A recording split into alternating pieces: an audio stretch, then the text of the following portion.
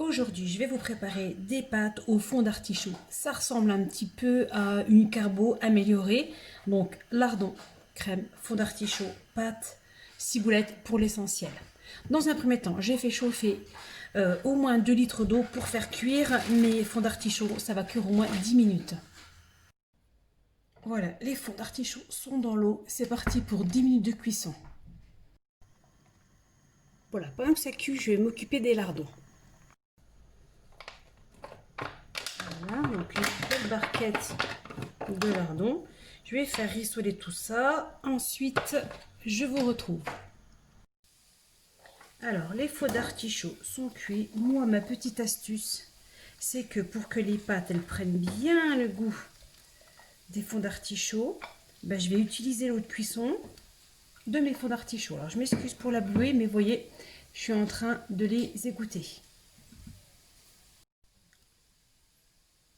Ils sont égouttés, j'enlève un peu la buée. Maintenant, je vais mettre les pâtes dans mon eau de cuisson. Voilà. Vous voyez, l'eau, elle est encore colorée. On met les pâtes dedans. Et je vous dis, les pâtes, elles vont avoir un bon petit goût comme ça. Allez, c'est parti.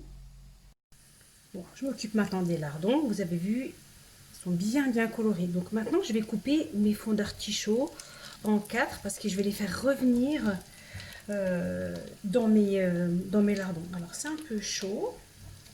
Donc en 4 ou en 5, plus le morceau il va être petit, plus il aura le temps de dorer et meilleur ça sera.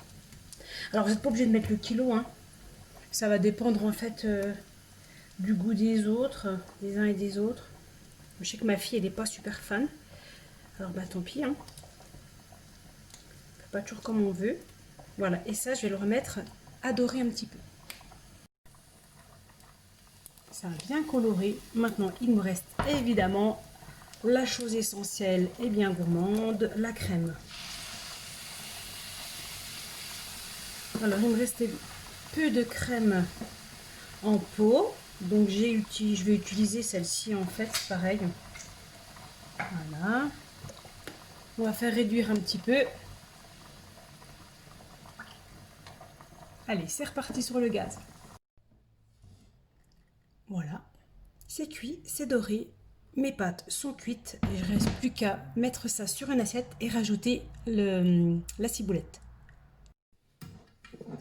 D'abord les pâtes, ensuite la garniture.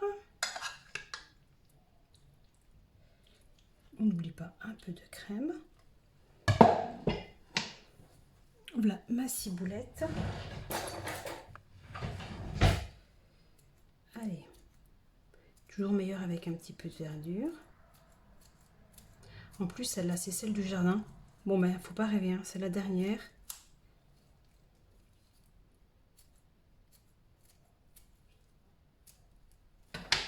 Voilà, c'est sympa, non? Allez, à bientôt pour une autre recette.